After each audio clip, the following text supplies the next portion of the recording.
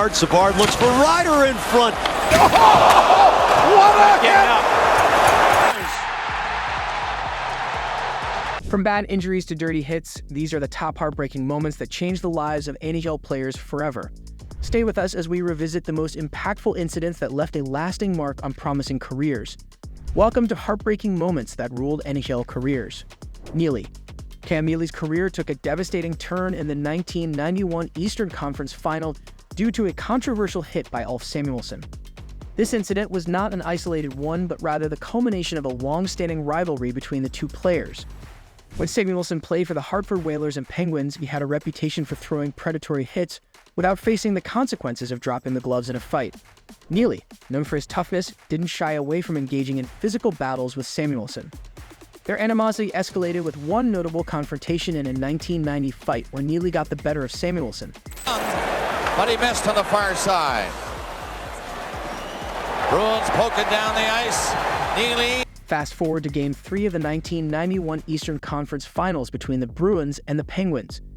Neely, the Bruins' top goal scorer, became a target for Samuelsson, who was on the ice with the sole purpose of causing trouble. Samuelsson succeeded in delivering a dirty knee hit on Neely. It had severe consequences. I've blown my knee out and been out for the rest of the year or even longer. So, I mean, it's very upsetting to me. The knee-on-knee incident resulted in a degenerative knee condition for Neely, limiting him to just 22 games over the next 2 seasons.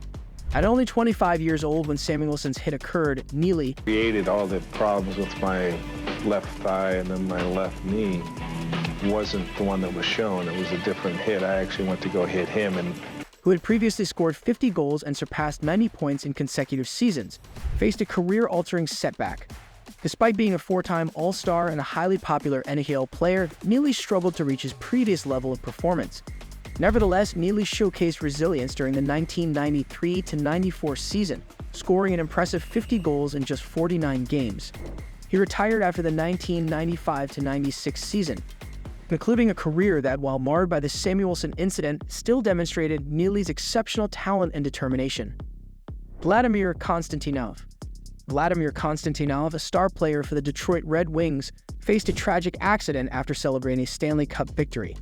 He and teammate Slava Fedosov hired a limousine to take them home, but the driver, who had a fresh suspended license due to drunk driving, lost control and crashed into a tree, causing injuries to several individuals.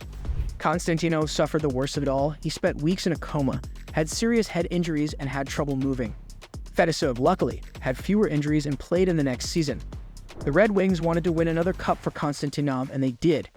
In a special moment during the Stanley Cup final, Konstantinov, in a wheelchair, came onto the ice and lifted the cup with his teammates. The team's slogan that season was "Believe," and they sure did.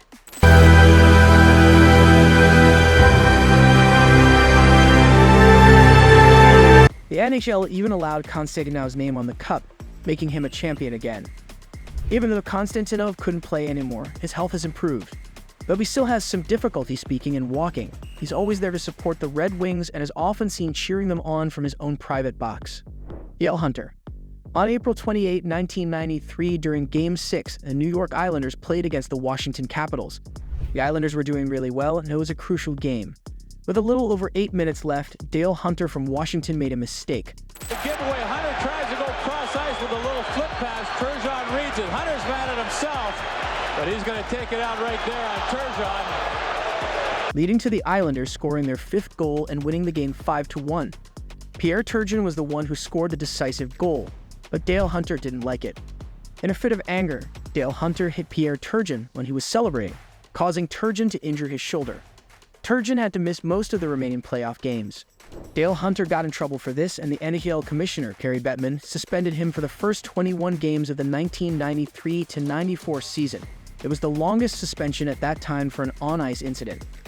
Pierre Turgeon continued to play in the NHL for 15 more seasons with different teams, reaching the 500-goal club in 2005. On the other hand, Dale Hunter's career took a hit. Despite having a strong career before, he faced a lot of criticism and couldn't recover.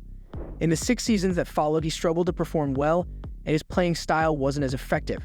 By the end of the 98-99 season, Hunter had retired, and it's clear that his career was never the same after that incident. Elias Anderson. Elias Andersson, the captain of the Swedish juniors and a prospect for the New York Rangers, got really upset when Sweden came in second place at the World Junior Hockey Championship. He threw his silver medal into the crowd because he was frustrated, even though he had a good tournament with 6 goals and an assist. The team lost to Canada, and he didn't score in that game. When a Swedish official got the medal back, Andersson decided to give it away, saying the fan wanted it more than him. After this, social media went crazy, and Andersson faced a lot of criticism for his actions. He got a 4-game ban from the next World Juniors and was called out for being a bad sport. Unfortunately, this incident marked a big problem in his career with the Rangers. Andersson didn't do well in the limited games he played with the Rangers. He was splitting his time between the NHL and the Swedish League, and there were rumors that he wasn't happy with the Rangers. He spoke to the Swedish media, mentioning injuries and bad experiences with the Rangers, and asked for a trade.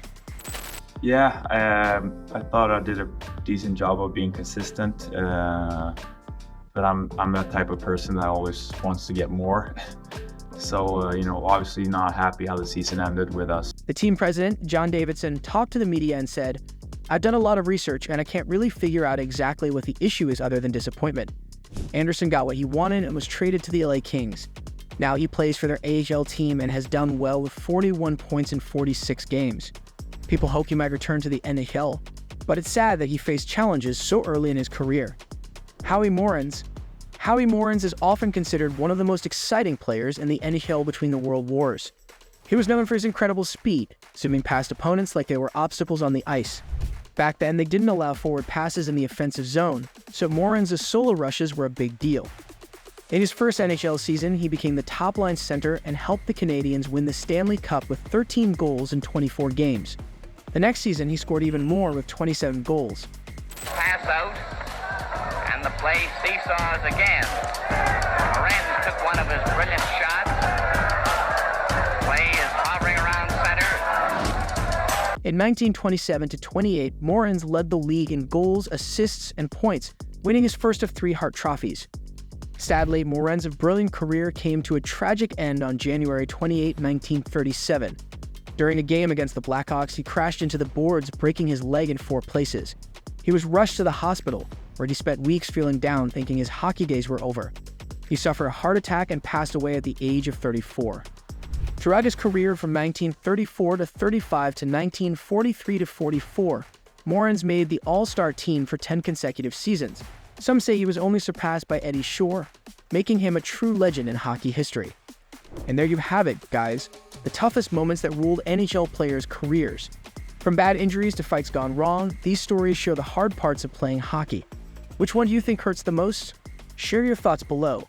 If you like this video, let us know in the comments and share it with your friends.